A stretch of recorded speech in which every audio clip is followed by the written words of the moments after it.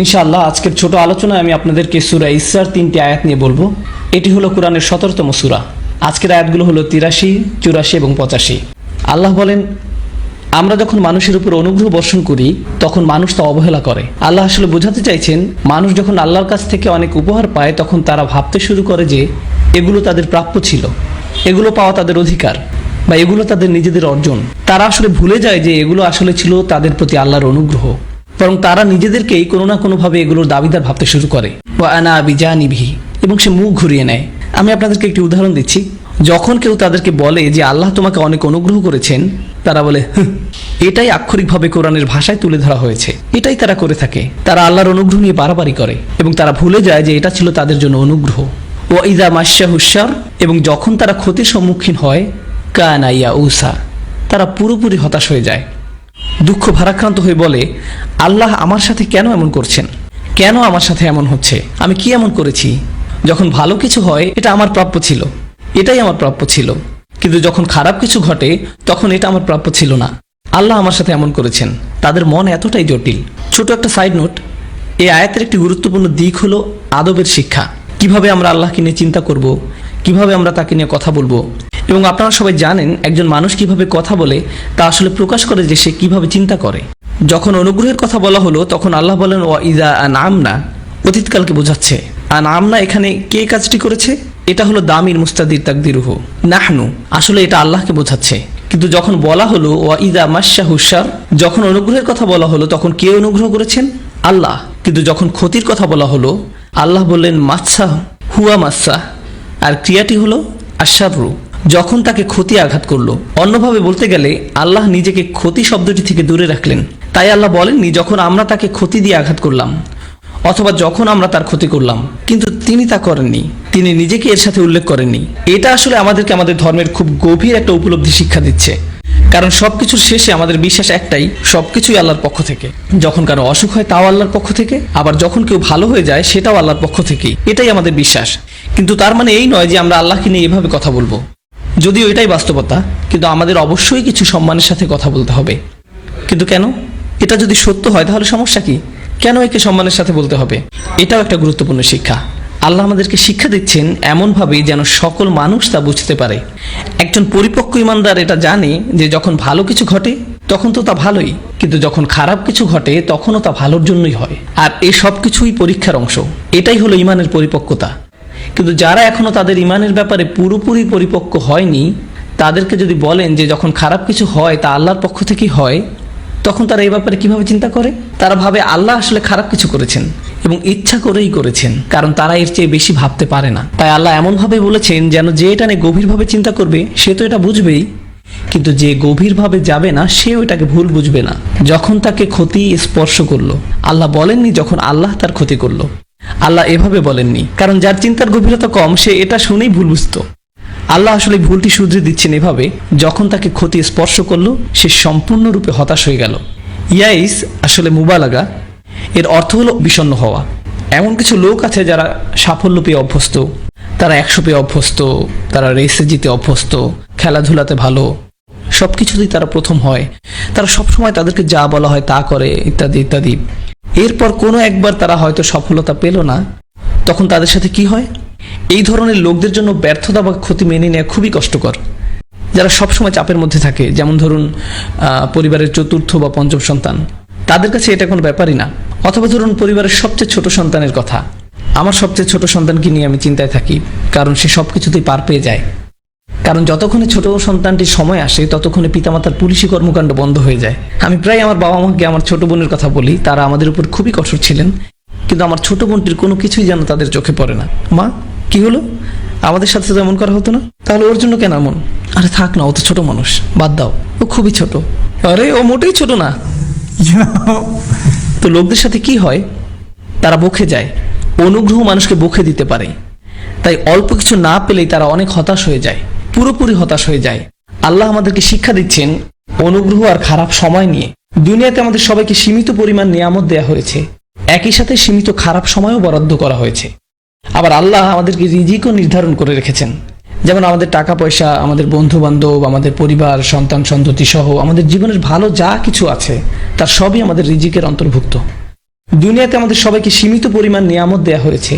আমাদের জীবনের ভালো যা কিছু আছে তার সবই আমাদের রিজিকের অন্তর্ভুক্ত, এবং আমাদের জীবনে এসব জিনিসের পরিমাণ অসীম নয়। অসীম পরিমাণ শুধু আপনি জান্নাতেই পাবেন।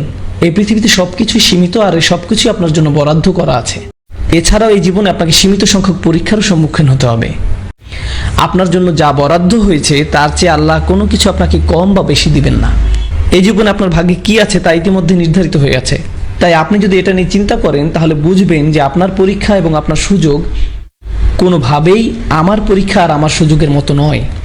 তারা এক নয়, কোনোভাবেই নয়। কখনো কখনো আল্লাহ আপনার সামনে সুযোগ এনে দেন, কিন্তু আপনি নিজে সেই সুযোগ কাজে লাগাতে ব্যর্থ হন। তিনি আপনার সামনে তা মেলে ধরেন, আর আপনি এর থেকে অনেক সওয়াব নিতে পারতেন, কিন্তু আপনি সিদ্ধান্ত নিলেন তা না করার, এবং আপনি তার জন্য ভুগতে থাকলেন, আর এর জন্য আপনি আল্লাহকে দোষ দিতে থাকলেন। তো এখন কি বোঝা যাচ্ছে? প্রত্যেকেই আলাদা আলাদা ভাগ্যের মালিক, সবার জীবনের পথ আলাদা। তাহলে প্রশ্ন হতে পারে, কেন সবার পথ এক নয়? সবাইকে একই পরীক্ষা দিলেই তো বরং সামঞ্জস্য বেশি হতো। ঠিক পরের আয়াতটিতেই এই প্রশ্নের উত্তর দেয়া আছে। তিনি বলেন, কুলকুল্লু ইয়ামালু আলা শাকিলাতিহি। এর অর্থ হলো তাদেরকে বলুন প্রত্যেকের উচিত চেষ্টা করা। যখন মুদারে সিফার মতো কাজ করে, এর দ্বারা চেষ্টা করা বোঝায়। প্রত্যেকেরই তাদের শাকিলা অনুযায়ী চেষ্টা করা উচিত। শাকিলা মানে কি? আরবিতে শাকিলা বলতে কোনো কিছুর গঠন বা প্রকৃতি বোঝায়। এই ক্ষেত্রে আপনি আকার বা সামর্থ্য ভাবতে পারেন। সাইকোলজির ভাষায় আপনি একে অবচেতন মন বলতে পারেন, যা আপনার ভিতরে দিয়ে দেয়া হয়েছে। কেউ খুবই রসিক, আবার কেউ খুব সিরিয়াস, যা আপনার ভিতরে দিয়ে দেয়া হয়েছে। কেউ বিজ্ঞান পছন্দ করে, কেউ সাহিত্য, কেউ শিল্পমনা, আবার কেউ জানেই না সে কি চায়, কিন্তু তারা মজা করতে জানে। সাইকোলজির ভাষায় আপনি একে অবচেতন মন বলতে পারেন, যা আপনার ভিতরে দিয়ে দেয়া হয়েছে। এক একজনের ব্যক্তিত্ব এক এক রকমের, বা বলতে পারেন মানুষের শাকিলাত বিভিন্ন রকমের। আল্লাহ আসলে বলছেন যে প্রত্যেকের উচিত প্রথমে এটা বোঝা যে আল্লাহ তার ভিতরে কি দিয়েছেন, এবং তারপর সেই অনুযায়ী কাজ করা।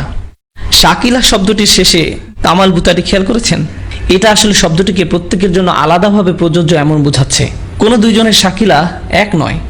আল্লাহ বিভিন্ন জনকে বিভিন্ন রকমের ব্যক্তিত্ব দান করেছেন। তাই প্রত্যেকেরই উচিত তাদের নিজেদের ব্যক্তিত্বকে যথাসম্ভব বোঝা, এবং সেই অনুযায়ী তাদের সামনে যে সুযোগ আছে তা কাজে লাগানো, এবং তাদের নিজেদের মধ্যে যে সীমাবদ্ধতা আছে সেটাকে অতিক্রম করা। এটা ব্যক্তিগত পর্যায়ে অবশ্যই গুরুত্বপূর্ণ, কিন্তু এর গুরুত্ব এতই বেশি যে আল্লাহ কোরআনের অপর এক জায়গায় একে জাতীয় প্রেক্ষাপটেও ব্যবহার করতে বলেছেন। এটা ব্যক্তিগত পর্যায়ে অবশ্যই গুরুত্বপূর্ণ। আপনারা জানেন কোরআনে জাতির নাম হিসাবে এসেছে ওয়াজআল্লাকুম শুউবা ওয়া ক্বাবাইলা লিতাআরুফু। শৌবান এসেছে শাআব বা শুআব থেকে, এবং প্রাচীন আরবিতে এর অর্থ হলো ফাটল, যেমন দেয়ালে দেখা যায়। কোন একটি ত্রুটি হলো একটি শাআব। এটা যেন বোঝাচ্ছে যে প্রতিটি জাতির মধ্যে অনেক ভালো গুণের পাশাপাশি কিছু খারাপ দিকেরও অধিকারী, ভালো গুণের পাশাপাশি কিছু খারাপ দিকেরও অধিকারী। এবং এই জাতিগুলোর এক জাতিকে আরেক জাতির সাথে মিশতে হবে যেন তারা একে অপরের ভালো দিকগুলো শিখতে পারে। কারণ যা এক জাতির জন্য দুর্বলতা তা আরেক জাতির জন্য শক্তি, আবার আরেক জাতির জন্য যা শক্তি তা আরেক জাতির জন্য দুর্বলতা। যেমন আমাদের সংস্কৃতিতে কিছু জিনিস আছে মন্দ, তাই আমাদের উচিত অন্য জাতির কাছ থেকে তা শুধরে নেওয়া। যেমন আমাদের খাদ্যাভ্যাস খুবই খারাপ, তাই আমাদের শেখা উচিত অন্য জাতির কাছ থেকে যাদের খাদ্যাভ্যাস আরও স্বাস্থ্যকর, যাদের 70 বছরের বয়স্করা হেঁটে বেড়ায় আর আমাদের 40 বছরের বয়স্করা লাঠিতে ভর দিয়ে চলে। তো হতেই পারে আমাদের মধ্যে কিছু কমতি আছে যা আমাদের অন্যদের কাছ থেকে শিখতে হবে। এটাই জাতীয় পর্যায়ে। একইভাবে ব্যক্তিগত পর্যায়েও কেউ যদি তার নিজের সীমাবদ্ধতা বুঝতে পারে, তাহলে তারা এমন মানুষের সাথে মিশতে পারে বা বন্ধুত্ব করতে পারে যারা তাদের এই দুর্বলতাকে ঠেকে রাখবে। তারা তার সীমাবদ্ধতা বুঝতে পারবে এবং সে অনুযায়ী তাদেরকে রক্ষা করতে পারবে। যদি আপনি আপনার নিজের চারপাশে শুধু এমন লোকদের নিয়ে রাখেন যারা আপনার মতো একই বিষয়ে দুর্বল, যেমন আপনার যদি মজা করার উপরে কোনো নিয়ন্ত্রণ না থাকে, এবং আপনি এমন বন্ধু জোগাড় করলেন যাদেরও আপনার মতো নিজেদের উপরে কোনো নিয়ন্ত্রণ নেই, তাহলে আপনাদের দ্বারা ভালো কিছু হবে না। ভালো কিছু হবে এমনটা আশা করা যায় না। দলে এমন একজনের থাকা উচিত যে বলবে যে দেখো যথেষ্ট হয়েছে, এখন থামা উচিত। আপনার কি বুঝতে পারছেন আমার কথা? আর এমন যদি হয় যে আপনি খুব সিরিয়াস আর আপনার বন্ধুরাও খুবই সিরিয়াস, তাহলে জীবন খুবই হতাশাজনক মনে হবে। আপনার কি বুঝতে পারছেন আমার কথা? এমন কারো থাকা উচিত যে মাঝে মাঝে মজা করবে। কুল্লু ইয়ামালু আলা শাকিলাতিহি। আসুন এখন দেখি আল্লাহ আপনার কাছে কি আশা করেন। প্রত্যেকের উচিত অভিযোগ করার পরিবর্তে, অথবা যখন ভালো কিছু ঘটবে তখন খুশি, আর যখন খারাপ কিছু ঘটবে তখন মন খারাপ করার পরিবর্তে এমন চিন্তা করা উচিত যে প্রত্যেকের ভাগে নিজ নিজ ভালো ও খারাপ আছে, আর এ থেকে আপনাকে যথাসম্ভব বেশি করতে হবে নিজের ব্যক্তিত্ব অনুযায়ী। ফারাব্বুকুম আলামু বিমান হুয়া আহদা সাবিলান। আপনার প্রভু অবশ্যই জানেন কাকে বেশি পথের হদিস দেয়া হয়েছে। তিনি বলেননি আসসাবিলা, বরং বলেছেন সাবিলান। যাকে বলা হয় তামিজ, যা বলতে যে কোনো একটি রাস্তা বোঝায়, যা বলছে যে আমাদের প্রত্যেকের পথ হবে ভিন্ন আমাদের শাকিলাতের উপর নির্ভর করে। এ ব্যাপারটা আসলে নতুন আরেকটি প্রশ্ন নিয়ে আসছে। এই বিভিন্ন রকমের ব্যক্তিত্ব কোথা থেকে আসলো? কেন আমাদের স্বভাব বিভিন্ন রকমের? যেমন সাইকোলজিতে যমজ বাচ্চাদের নিয়ে গবেষণা করা হয়, একজনের পছন্দের রং নীল, আরেকজনের বেগুনি। গবেষকরা কোনোভাবেই বুঝতে পারেন না জিনগতভাবে সব একই হওয়া সত্ত্বেও কেন তাদের স্বভাব আলাদা। কেউ কেউ বলেন ব্যক্তিত্ব হলো জিন এবং পরিবেশের মিলিত প্রভাব, পরিবেশ ও প্রতিপালন। কিন্তু তারা এটা ব্যাখ্যা করতে পারেন না যে তাদের প্রকৃতি জিনগতভাবে এবং তারা একই পরিবেশে বড় হয়েছে, মানে পরিবেশ ও প্রতিপালন একই, কিন্তু তারপরে দেখা যায় একজন সাইকেল পছন্দ করে তো আরেকজন নৌকা, একজন খেলাধুলা পছন্দ করে তো আরেকজন শুধুই দাবা। এটা ব্যাখ্যা করা যায়নি যে কিভাবে যমজ বাচ্চাদের মধ্যে এটা হয়, অথচ আল্লাহ এই প্রশ্নের উত্তর দিয়ে দিয়েছেন। আল্লাহ বলেন তোমাদের ভিতরে রহস্যময় কিছু একটা আছে। এর পরের আয়াতটি হলো ওয়ায়াসআলুনাকা আনির রূহ কুলির রূহু মিন আমরি রাব্বি। তারা আপনাকে রূহ বা মানুষের প্রকৃতি নিয়ে প্রশ্ন করে। একটা কথা বলে নেই, রূহ আরবিতে খুবই আকর্ষণীয় একটি শব্দ। এর সম্পর্ক হলো রাওহ এর সাথে, যেমন ফারাউহু ওয়া রায়হান, আনন্দ, প্রশান্তি, সন্তুষ্টি। আমাদের মধ্যে এমন কিছু একটা আছে যা আমাদের প্রশান্তি বা আনন্দ দান করে, আর আমাদের প্রত্যেকের জন্যই তা ভিন্ন, আর আমরা এর ব্যাপারে খুব সামান্য জানি। আল্লাহ বলেন তারা আপনার রূহ নিয়ে প্রশ্ন করে, তাদের বলুন রূহ হলো আমাদের প্রভুর নির্দেশ মাত্র, মিন আমরি রব্বি। শাহ ওয়ালিউল্লাহ দেহলভী রহমতুল্লাহ আলাইহি যুক্তি দিয়েছেন যে আল্লাহর কর্মকাণ্ড আসলে দুটি ক্ষেত্রে প্রসারিত, আলামুল খালক এবং আলামুল আমর। আলামুল খালক হলো সৃষ্টি জগৎ আর অপরটি হলো নির্দেশনার জগৎ। তিনি আসলে বোঝাতে চেয়েছেন যে আল্লাহ এই বিশ্ব সৃষ্টি করেছেন যা কিছু নিয়ম দ্বারা পরিচালিত হয়, যেমন এটা সময় দ্বারা পরিচালিত হয়। যেমন একটা বীজ বপন করলে তা সাথে সাথে বৃক্ষে পরিণত হয় না, এর একটা পদ্ধতি আছে। একটা শিশু রাতারাতি পূর্ণবয়স্ক হয়ে যায় না, এটা একটা সময় সাপেক্ষ প্রক্রিয়া। আর এটাই হলো সৃষ্টি জগৎ, এর একটা পদ্ধতি আছে। আল্লাহ এর সবকিছু এমনভাবে তৈরি করেছেন যেন সবকিছু একটা প্রক্রিয়ার অধীন। কিন্তু আলামুল আমর বা নির্দেশনার জগৎ নামেও একটা জগৎ আছে, যেখানে আল্লাহ কোনো একটি নির্দেশ দেন আর তার সাথে সাথে পরিপূর্ণভাবে আবির্ভূত হয়। যেমন ফেরেশতারা হলো আলামুল আমরের অন্তর্গত, কোরআন হলো আলামুল আমরের অন্তর্গত। মানে এমন একটা অদৃশ্য জগৎ আছে যেখানে কোনো কিছু সময় দ্বারা সীমাবদ্ধ নয়, দূরত্ব দ্বারা সীমাবদ্ধ নয়, যেমনটা আমরা এই জগতে দেখে থাকি। তারা এমন কোনো প্রক্রিয়ার অধীনে নয় যেমনটা আমরা চিন্তা করি। আলামুল আমরের নিজস্ব সক্রিয়তা আছে যা আল্লাহ নির্দেশের সমষ্টি। তাই যখন আমরের কথা বলা হয়, ইন্নামা আমরুহু ইযা আরাদা শাইআন আন ইয়াকুলা লাহু কুন ফায়াকুন, কুন ফায়াকুন। যখন তিনি নির্দেশ দেন সাথে সাথেই তা আবির্ভূত হয় তাৎক্ষণিকভাবে। এটাই আল্লাহর আমরের জগৎ। আর এই দুইটি জগৎকে মনে হয় যেন আলাদা। মানুষ হিসাবে আমাদের দৈহিক বৃদ্ধি হলো আলামুল খালক, আর আমাদের আত্মিক পূর্ণতা হলো আলামুল আমর থেকে। নবী সাল্লাল্লাহু আলাইহি সাল্লাম মানুষকে শিক্ষা দিতেন, এই শিক্ষা কোথা থেকে আসতো? আলামুল আমর থেকে। তারা যে অলৌকিক নির্দেশনা দেখাতেন আলামুল খালকের নিয়মের বিরুদ্ধে, কারণ তা ছিল আলামুল আমর থেকে। যেমন ইব্রাহিম আলাইহিস সালামের ক্ষেত্রে আগুন তাকে স্পর্শ করেনি, এটাই ছিল আলামুল আমর। আর আল্লাহ বলছেন যে আপনার রূহ, যা আপনার ভিতরে আছে, আসলে আমরের অংশ। কুলির রূহ আমরি রাব্বি, এটা আমার প্রভুর আমর থেকে। আমরা আসলে ফেরেশতাদের সম্পর্কে কতটুকু জানি আমরের জগৎ সম্পর্কে? কিছুই না। আল্লাহ আমাদেরকে যতটুকু বলেছেন তাই আমরা জানি, এছাড়া এটা পুরোপুরি আমাদের জন্য অজানা এক জগৎ। তার মানে আমরা এই শিখলাম যে আপনার আমার মধ্যে এমন কিছু আছে যা আমরের প্রকৃতি নির্ধারণ করে, অথচ আমি এ ব্যাপারে কিছুই জানি না। ওমা উতিতুম মিন ইলমি ইল্লা কলিলা, তোমাদের জ্ঞানের খুব অল্প অংশ দেয়া হয়েছে। আল্লাহ আমাদেরকে যতটুকু বলেছেন তাই আমরা জানি। আমাদের মধ্যে এমন শক্তিশালী কিছু একটা আছে যে আমরা নিজেরাও এর সম্পর্কে জানি না। এভাবে চিন্তা করুন, আমাদের মস্তিষ্ক, এটা কিন্তু রূহ নয়। এখানে খুব সূক্ষ্ম পরিসরে বৈদ্যুতিক সংকেতের মধ্য দিয়ে সবকিছু পরিচালিত হয়। একবার চিন্তা করুন, এই মস্তিষ্ক নিয়ে বিজ্ঞানীরা আসলে কতটুকু জানেন? এত বছরের গবেষণার পরেও তারা বলে থাকেন আমরা প্রায় কিছুই জানি না, আমরা মাত্র এটা বুঝতে শুরু করেছি। আর এই মস্তিষ্ক আসলে কিসের অংশ? আলামুল খালক। তাহলে আমরা কিভাবে আলামুল আমর নিয়ে বা রূহ নিয়ে জানব? তাই আল্লাহ আমাদের শিক্ষা দিচ্ছেন যে আমাদের অভিযানে নামতে হবে। যতই আপনি বরাদ্দ অনুযায়ী কাজ করবেন, ততই নিজের সম্পর্কে আরও জানতে পারবেন। আপনি আসলে কে সেটা আপনি কখনোই জানতে পারবেন না যতক্ষণ আপনি নিজেকে কাজে নিয়োজিত না করছেন। আর আমি এটাই আপনাদেরকে বোঝাতে চাইছিলাম। বর্তমান সময়ের তরুণরা, বিশেষভাবে তরুণরা, তারা বলে যে আমি জানি না আমার কি করা উচিত। উস্তাদ আমাকে বলুন আমার কি করা উচিত, আমি কোন বিষয় পড়ব, কোন চাকরি করব। কিন্তু তারা আসলে কিছুই করে না। তারা একজনের কাছ থেকে 30টা উপদেশ নেয়, তারপর আরেকজনের কাছে যায়, সেখান থেকে 40টা উপদেশ নেয়, তারপর আরেকজনের কাছ থেকে 50টা উপদেশ নেয়। এরপর যখন বিভিন্ন লোকের কাছ থেকে অনেক উপদেশ জমা হয়, তখন তারা বলে আমি তো 100 জনের কাছ থেকে 100 রকমের উপদেশ পেয়েছি। অবশ্যই, কারণ আপনি 100 জনের কাছে জিজ্ঞেস করেছেন আর 100 রকমের উত্তর পেয়েছেন, কারণ প্রত্যেক মানুষের মতামত ভিন্ন, তাই তারা ভিন্ন ভিন্ন উপদেশ দিবে। যতক্ষণ না আপনি নিজেকে কাজে নিয়োজিত করবেন, ততক্ষণ আপনি জানতে পারবেন না আপনি আসলে কি। আপনি আপনার শক্তি এবং দুর্বলতা কোনোটাই ধরতে পারবেন না। কোনো কাজ করার আগে ভয় পাওয়া বন্ধ করুন। উদ্যোগ নিতে ভয় পাবেন না, চেষ্টা করতে বা ব্যর্থ হওয়ার ভয় পাবেন না। ব্যর্থতা আসলে আপনার জন্য ভালো। এটা দেখিয়ে দেয় যে কোথায় ফাটল আছে, আপনাকে কোথায় উন্নতি করতে হবে তা দেখিয়ে দেয়। আবার আপনি কিসে ভালো সেটাও দেখিয়ে দেয়। হয়তো আপনাকে এতে আরো ভালো হতে হবে, কিন্তু এসব কখনোই হবে না যদি আপনি চেষ্টাই না করেন।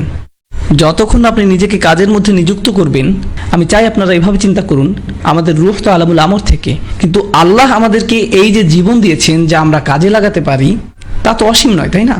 তাই পূর্ণবয়স্ক হওয়া আর ঘুম অথবা বৃদ্ধ হওয়া, যখন আপনি অকর্মণ্য হয়ে যাবেন, এর মধ্যে আমাদের হাতে খুব বেশি সময় নেই নিজেকে আবিষ্কার করার জন্য, নিজেকে কাজে নিবেদিত করার জন্য। তাই নতুন কিছু করতে ভয় পাবেন না। আল্লাহ আমাদেরকে এই যে জীবন দিয়েছেন, এত সুন্দর এবং অভিযানের সুযোগ দিয়েছেন, তাই চেষ্টা করতে ভয় পাবেন না। আর আপনারা যে আরবি শিক্ষার সিদ্ধান্ত নিয়েছেন, এটা অবশ্যই ভালো, কিন্তু এটা মাত্র ভ্রমণের শুরু। ব্যবসাগত, শিক্ষাগত সহ বিভিন্ন পেশা পরখ করুন। আর আপনি যদি ভয়ে জীবন কাটিয়ে দেন এই ভেবে, যদি এটা আমার জন্য না হয়, আমি যদি এতে সাফল্য না পাই, তাহলে আপনি সারা জীবন এক পাশেই পড়ে থাকবেন, জীবনে কোনো কিছুই করতে পারবেন না। ব্যর্থতার ভয় আপনাকে মুক্ত হতে হবে, নিজের শাকিলার উপর জোর দিতে হবে, আপনাকে প্রাথমিক ভয় কাটিয়ে উঠতে হবে। আর যখন তা পারবেন, দেখবেন জীবনে আশ্চর্যজনক পরিবর্তন শুরু হয়েছে। ব্যর্থতার ভয় আপনাকে মুক্ত হতে হবে। আমি আপনাদেরকে আমার সবচেয়ে প্রিয় ছাত্রের কথা বলি। আপনারা হলেন আমার 5ম ব্যাচের ছাত্র, ভাবলেই অবাক লাগে। যাই হোক, আমার প্রিয় ছাত্র, নাম বলবো না, তার সমস্যা কি ছিল?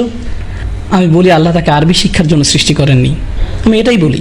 কিন্তু সে আমার খুব প্রিয় ছাত্র, আমি তাকে খুবই ভালোবাসি, এবং সে আমি যতজনকে চিনি তাদের সবার থেকে বেশি পরিশ্রম করেছে, রাত আর দিন।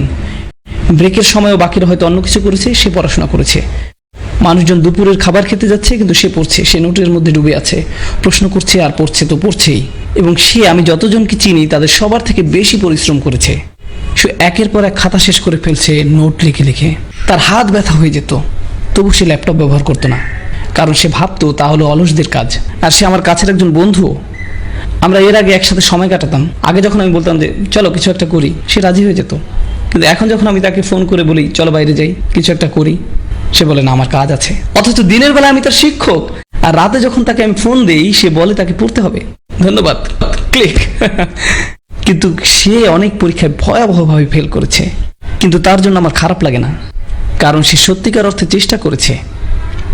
আর এমন লোকও ছিল যারা খুব একটা চেষ্টা না করে 100 পেয়েছে। প্রথমত আমি মনে করি তাদের জন্য এই সময়ের কোনো মূল্য নেই, তারা যা শিখছে, আর আমি তাদের কাজকে শ্রদ্ধাও জানাই না। কিন্তু সে যা করছে আমি তাকে শ্রদ্ধা করি। আমি কিছু একটা করব, যথাসম্ভব চেষ্টার সাথে করব। ব্যর্থতার প্রথম আগমনেই ভয় পেয়ে পালাবো না, আমি অন্য কিছু করা শুরু করব না। আর এটাই আমাদের বুঝতে হবে ক্যারিয়ারের ক্ষেত্রেও। আপনি যে প্রচেষ্টা করবেন, যতক্ষণ আপনি উপভোগ করছেন, যে একটু ছন্দপতন ঘটলো, আপনি ভাবলেন এখন আমার অন্য কিছু করা উচিত, তাই কি? এটা তো জান্নাত নয়। ভালো দিনের সাথে খারাপ দিন তো থাকবেই, এই জীবনটাই এমন। যখন অনুগ্রহ আসতে থাকলো, আমি খুশি, সব ঠিক আছে, আমি খুশি।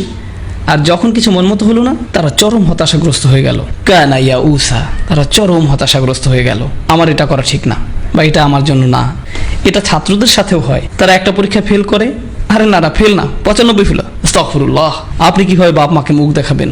আপনাকে কে বিয়ে করবে কারণ আপনি 95 পেয়েছেন? আমার মনে হয় আমার পড়াশোনা ছেড়ে দেওয়া উচিত, কারণ এখন আর কোনো লাভ নেই। সত্যি সিরিয়াস হন, মেরুদণ্ড শক্ত করুন। আপনি যাই করেন না কেন, নিজেকে পুরোপুরি নিবেদিত করুন। আর এটা শুধু এই প্রোগ্রামে না, জীবনের সব ক্ষেত্রেই প্রযোজ্য। যাই করুন, পুরোপুরি মনোযোগের সাথে করুন। আপনি যাই করেন না কেন, নিজেকে পুরোপুরি নিবেদিত করুন। অবশ্যই সাহায্য চাইতে পারেন, কিন্তু অতিরিক্ত চাইবেন না।